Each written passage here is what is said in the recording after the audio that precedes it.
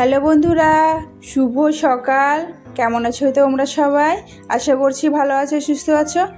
আমিও খুব ভালো আছি। আমি কাজল, আর কাজল অঙ্কিতা লাইফস্টাইল ব্লগে তোমাদের জানাই সবাইকে ওয়েলকাম আর অনেক অনেক ভালোবাসা। তো চলো আজকে ব্লগটা এখান থেকে শুরু করছি। আর দেখতেই পাচ্ছ, আর এই দেখো সকালে উঠেছি, আর উঠে দেখি কি কাল যেহেতু এক নাগারে এই কদিন ধরে বৃষ্টিটা পড়ছে, আর বৃষ্টিটা পড়ার কারণে এই দেখো ঘরের অবস্থা দেখো, মাটির ঘরের অবস্থা। যাদের মাটির ঘর আছে তারাই তো জানো যে মাটির ঘর বর্ষার দিনে কতটা কষ্টকর হয়। তো যাই হোক, তবে আপাতত এই ঘরে তো আমরা এখন থাকি না, তবে এটা হচ্ছে বারান্দাটা তবে মাটির ঘরের। আর এই দেখো জল পড়ে পড়ে দেখো মাটির ঘরে এই পাশেরটা না পুরোটা ভেঙে গেছে, দেখতে পাচ্ছ?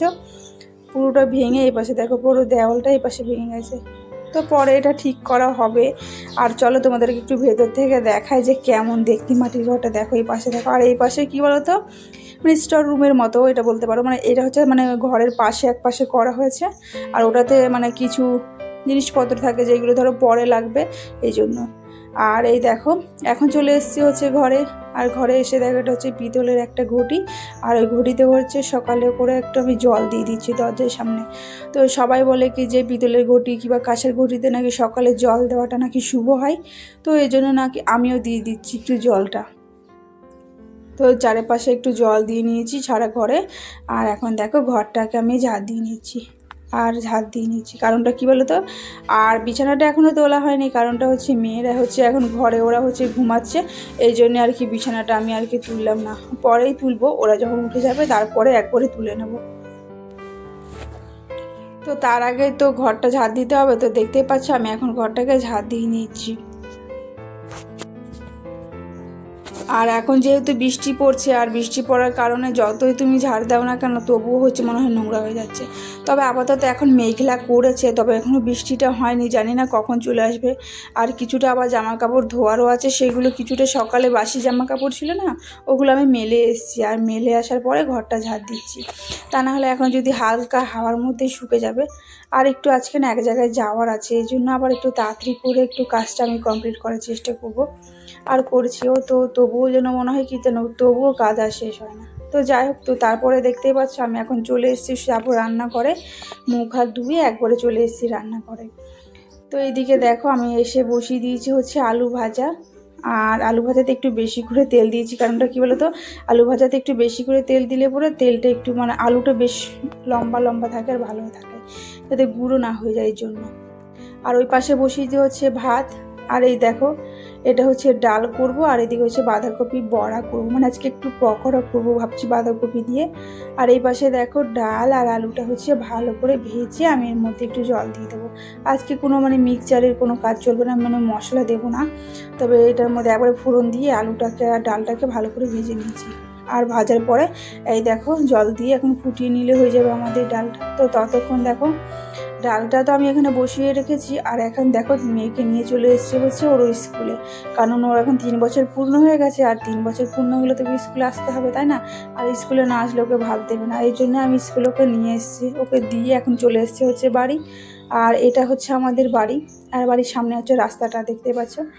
আর এই দেখো পেয়ারা গাছটা দেখতে পাচ্ছ, আমাদের বাড়ির সামনে না একটা বড় করে পেয়ারা গাছ হয়েছে, নিজে নিজে থেকেই হয়েছে, হয়তো দানা পড়েছিল ওটা থেকেই হয়েছে। আর পেয়ারা গাছের পাতাটা না ভীষণ সুন্দর দেখতে, আর বেশ বড় বড়, মনে হচ্ছে যেন দেখে বড়ই পেয়ারা হবে। তো চলো এখন চলে এসেছি হচ্ছে ঘরে। আর দেখো ঘরে এসে চলে এসেছি হচ্ছে রান্নাঘরে। আর রান্নাঘরে তো ভাত আর ডালটা তো বসিয়ে রেখেছিলাম, তো চলো ওটাকে এখন ঘুটনি দিয়ে ভালো করে ঘুটে নিই, তারপরে হচ্ছে জল দিয়ে ওটাকে ফুটিয়ে নিলে হয়ে যাবে আমার হচ্ছে ডালের তরকারি। আর এদিকে দেখো ভাতটা তো বসিয়ে রেখেছিলাম, আর ভাতটা হচ্ছে এদিকে হয়ে গেছে। তো চলো ভাতটাও এখন নামিয়ে নিই। তো এইদিকে তো আমি ভাতটা নামিয়ে নিয়েছি, নামানোর পর এই দেখো, তো ভাতটা ওদিকে তো নামিয়ে নিয়েছি। আর নামানোর পর যে বাঁধাকপিটা ছিল না, হাফ ছিল এই বাঁধাকপিটা, তো এই হাফ দিয়ে একটু পকোড়া করব, অনেক কিছু মিশিয়ে, ধরো ডাল, তারপরে ডালই দেবো খালি, আর বেসন চালের গুঁড়ো দিয়ে পকোড়াটা বানাবো, বেশ মুচমুচে হয়, জানো তো। চালের গুঁড়ো আর যদি একটুখানি সুজি দেওয়া যায় বেশ ভালো হয়, তো আমি সুজিও দিয়েছিলাম। তো চলো এটাকে একটু ভালো করে দেখো হলুদ, লবণ, বেসন, চালের গুঁড়ো, ময়দা দিয়ে ভালো করে মাখিয়ে নিই। আর দেখো মাখাতে মাখাতে না মানে দেখো মানে বেসনটা একটু কম পড়ে গেছিলো। তো ভাবলাম কি যে থাক এভাবেই আপাতত এখন থাক, আমি না পরে এসে হচ্ছে আবার এই বেসনটা আনতে যাব, কারণ মেয়েকে আনার টাইম হয়ে গেছে। তো ওকে নিয়ে আসার সময় একবার বেসনটা আমি নিয়ে আসব। তো এই দেখো আমি দেখো ভালো করে এখন মাখিয়ে নিয়েছি, মাখানোর পর এটাকে আমি এখন রেখে দেবো 10 মিনিটের মতো, আর ততক্ষণ বেসনটা একবারে নিয়ে চলে আসবো। তো এটাকে এখন ঢেকে রেখে দিই। তো এই দেখো মেয়েকে এখন আবার আনতে চলে এসেছি, ওকে তো দিয়ে এসেছি প্রায় ওই 8:30 মতো টাইমে দিয়ে এসেছি স্কুলে, আর এখন বাজে হচ্ছে 10:30টার মতো। তো দেখতে পাচ্ছ তাই ওকে নিতে আসলাম। তো এই দেখো এটা হচ্ছে আমার জায়ের মেয়ে আর এটা হচ্ছে আমার মেয়ে। তো ওদেরকে আজকে খিচুড়ি দিইনি, আজকে সাদা ভাত দিয়েছে আর ডিম দিয়েছে, আর মানে 3 দিন খিচুড়ি দেয় আর 3 দিন সাদা ভাত দেয়। তো তারপরে ওদেরকে নিয়ে আমি এখন চলে যাচ্ছি, আর এই দেখো নিয়েছি হচ্ছে ওদের ভাত, আর এইদিকে নিয়ে নিয়েছি হচ্ছে দোকান থেকে বেসনটা। তো নেওয়ার পরে এখন ওদেরকে নিয়ে যাব হচ্ছে বাড়ি। তো বাড়ি গিয়ে তো আবার বড়মশাই যেহেতু যাবে কাজে, তো ওকে একটু ভাত দিতে হবে। এই জন্যে দেখো আমি তাড়াতাড়ি করে যাচ্ছি, তো বলছি যে ওই পাশ দিয়ে আজকে আর যাবো না, এই পাশ দিয়ে চল।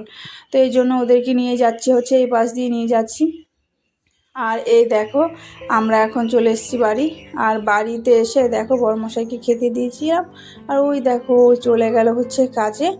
আর এইদিকে হচ্ছে চলো ও যখন চলে গেছে ওকে ভাত দিয়েছিলাম তখন না আমি ওর সাথেও খেয়ে নিয়েছি, ওকে দিয়ে আমিও খেয়ে নিয়েছি। তো যাই হোক ওদিকে আমি খাওয়া দাওয়া করে নিয়েছি, আর বড়মশাইকে আগিয়ে দিলাম, ও চলে গেছে হচ্ছে কাজে। আর আমি এদিকে দেখো আবার বেসনটা এনেছিলাম, ওই বেসনটা দিয়ে এক্সট্রা বেসনটা আবার ভালো করে মাখিয়ে দেখো এখন বড়াগুলো একে একে করে দিয়ে দিচ্ছি। আর অনেক দিন পর বাঁধাকপি ভাজা মানে পকোড়া খাচ্ছি, তো মানে একটু অন্যরকম লাগছে। মানে এটা হচ্ছে মানে এখন যেহেতু বাঁধাকপির সিজন না, তো যেই সিজনে যেই ফল মানে সবজিগুলো থাকবে সেগুলো খেতে একটু অন্যরকম থাকবে। আর এখন যেহেতু অফ সিজন, তো একটু অফ সিজনে সত্যি কথা বলতে একটু অন্যরকমের টেস্ট লাগছিলো। তো যাই হোক তবে ভালো লাগছিলো, মোটামুটি ডালটা দেওয়ার কারণে আরও বেশি ভালো লাগছে, মসুরি ডাল দিয়েছিলাম এর ওপর দিয়েও, এই জন্য বেশি ভালো লাগছিলো। তো যাই হোক একবার আমার ভাজা হয়ে গেছে, চলো আর এরপরে দিয়ে দিচ্ছি আর নেক্সট ভাজাগুলো। তো অনেকগুলো হয়েছিল, তো দেখতে এক বাটি হয়েছে পুরো বাঁধাকপি ভাজার মানে পকোড়াটা। আর খেতে না বেশ ভালোই লাগছিলো, বিট লবণ দেওয়ার কারণে না সত্যি কথা পুরো দোকানের মতো লাগছিলো বেশ ভাজতে। আর আমি তো পুরো সর্ষে তেল দিয়ে ভেজেছি, সাদা তেল দিয়ে ভাজিনি, কারণ সাদা তেল আমার কাছে ছিল না তাই আর ভাজিনি গো। আর এরপরে দেখো রান্নাবান্না তো আমি কমপ্লিট করে নিয়েছিলাম, আর যেগুলো বাসন কোসন নোংরা হয়েছিল সেইগুলো দেখো ধুয়ে মুছে আমি দেখো এখন এগুলোকে একবার র্যাকের মধ্যে তুলে দিচ্ছি। আর এরপরে আবার ঘরে যাব, ঘরে তো এখনও কিছুই কাজ হয়নি, এর জন্য ঘরের কাজটা কমপ্লিট করতে হবে। তো এদিকে আমার রান্নাঘরের কাজ তো কমপ্লিট হয়ে গেছে, আর এখন চলে এসেছি হচ্ছে আমি ঘরে। আর ঘরে এসে দেখো মানে খাটটা একটু মুছে নিচ্ছি, খাটটা না রোজই মোছা হয়, কারণ এই ডিজাইনের জন্য না আবার বেশি নোংরা হয়, আর এই জন্য আর মানে বাজে লাগে দেখতে। তাই আমি দেখো খাটটাকে একটু ভালো করে মুছে নিচ্ছি, আর এরপরে বিছানাটা পেতে দেবো, কারণ আর এখানে দেখো চট পেতেছি, কারণটা কী বলো তো চট পাতলে না যেহেতু মেয়ে বাথরুম করে, তো মাঝে মাঝে বাথরুম করে দেয়, যাতে চটের মধ্যে ওকে শোয়ানো হয়, ওকে মাঝখানে শোয়ানো হয়, যাতে যাতে মানে বাথরুমটা মানে নিচে না চলে যায়। তো এই জন্যে চটের কারণে দেওয়া হয়েছে। আর এদিকে দেখো আমি অন্য একটা বিছানা চাদর আজকে পাচ্ছি, মানে 2 দিন হয়েছে, যেহেতু বর্ষাকাল না, মানে বিছানা চাদরগুলো মানে কেমন একটা গন্ধ করে 2 দিন থাকলে। আর যেহেতু মেয়ে কাদা ধুলো বাড়িতে খেলে এসে না আবার বিছানাতে উঠে যাচ্ছে, আর আমাদের তো উঠোন আছে, উঠোনের মধ্যে তো হাঁটতেই থাকছে সবসময়, কাদার মধ্যে উঠে মানে ঘুরে ফিরে আবার চলে এসছে হচ্ছে ঘরে। তো যাই হোক, তো চলো আমার বিছানা এখন পাতা কমপ্লিট, আর এখন আমি বিছানাকে ভালো করে গুছিয়ে নিই। তো বন্ধুরা আমার ব্লগটা তোমাদের কেমন লাগলো অবশ্যই কিন্তু কমেন্ট করতে বলো না, আর যদি ভালো লাগে অবশ্যই চ্যানেলটাকে একটা লাইক করে সাবস্ক্রাইব করে দিও, আর আমার পাশে থেকো।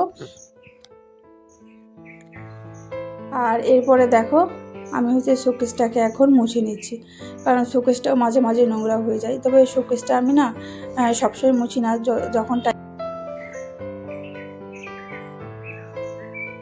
তো যাই হোক, তো আমি এখন কাজগুলো ঝটপট করে কমপ্লিট করে নিই। তো এরপরে তো আবার মেয়েকে স্নান করানোর আছে, খাওয়ানোর আছে, অনেক কাজ বাকি আছে, তোমাদের সাথে আর পুরোটা শেয়ার করতে পারলাম না, তবে যাই হোক তবে এইটুকুই শেয়ার করছি।